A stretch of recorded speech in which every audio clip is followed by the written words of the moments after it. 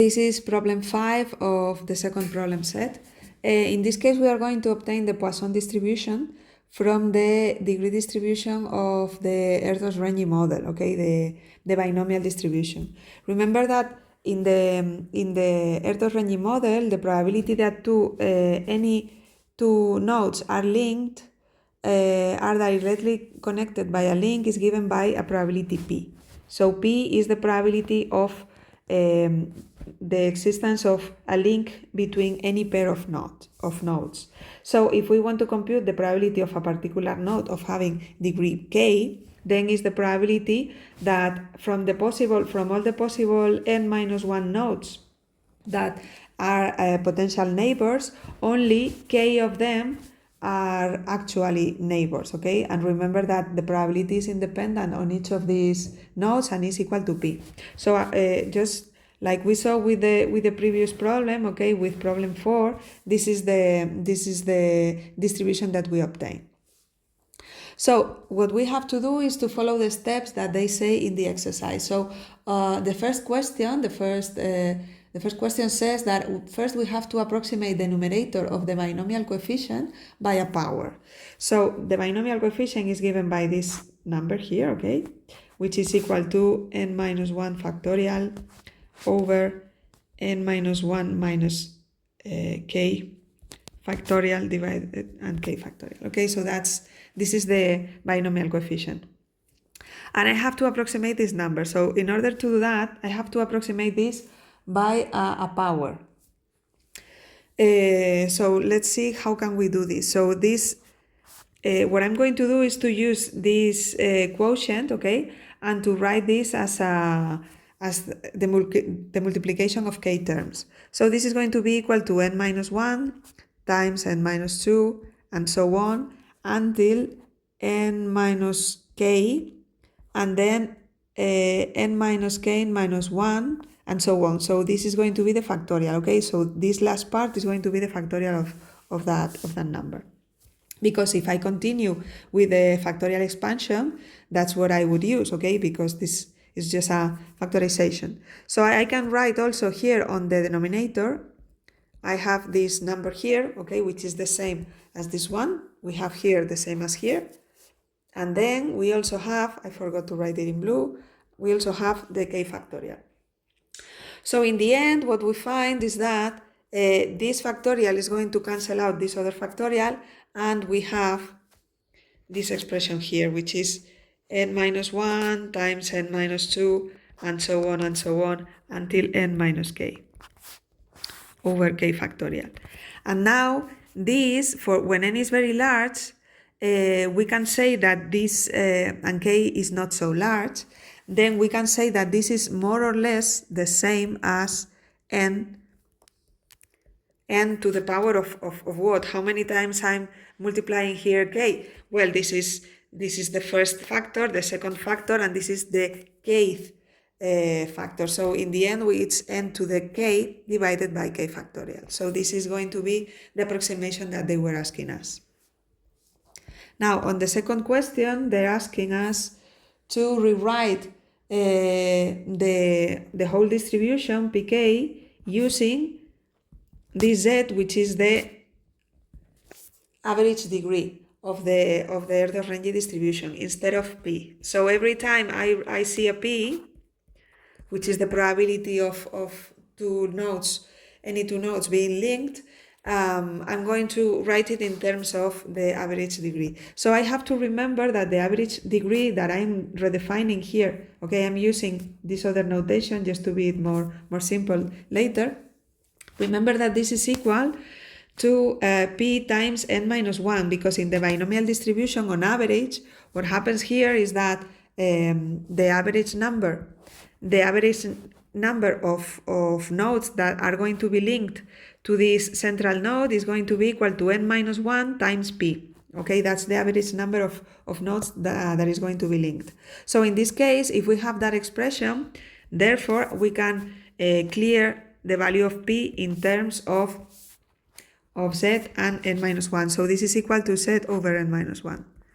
So every time in the original expression, of the degree distribution, every time I see a p, I'm going to write this expression. So this was n over k, n minus 1, sorry, over k times p to the k and 1 minus p to the n minus 1 minus k. Now, I'm going to rewrite this. So the first part, first of all, I'm going to use this approximation for the binomial coefficient. So this approximation is n to the power of k divided by k factorial. And then instead of p, I'm going to write this expression. So here we have z over n minus 1 to the power of k. And then we have this other expression here, which is 1 minus, instead of p, I write z over n minus 1 to the power of n minus 1 minus k. And this is equal to the following. Well, I can leave it like this, okay? In fact, that's what I'm going to do now. And don't do, I will not do anything else, because on the third questions, the third part of this problem, now we have to take the limit when n goes to infinity. Okay, so when n goes to infinity, now I have to take the limit of this expression when n goes to infinity. Take the limit, n goes to infinity, and we also have to use the a number limit, okay, which is that the exponential of x is 1 plus x over n, well, it's the limit, sorry, is the limit when n goes to infinity of 1 plus x over n to the power of n. Okay, so this is not 1, this is not infinity, this is an this limit is computed like this. So if we don't think about this exponent, then what we have here is that is something that goes to 1. So this goes to 1 as n goes to infinity. But if we focus on the exponent and we think of this and we forget about this part, then this is 1 to the power of infinity. The problem is that when we have 1 to the infinity, if 1 is not exactly 1, like in this case, this is the way of computing these limits. Okay, so that's what we are going to use. We are going to use this expression when doing the limit. So pk is going to be in the limit when n goes to infinity. We are going to use this expression here that we have just calculated. So this is n over k times k factorial. Now I'm going to rewrite this like this, n minus 1 to the power of k, and then this other thing here, n minus 1 to the power of n minus 1 minus k. So let's see what happens here.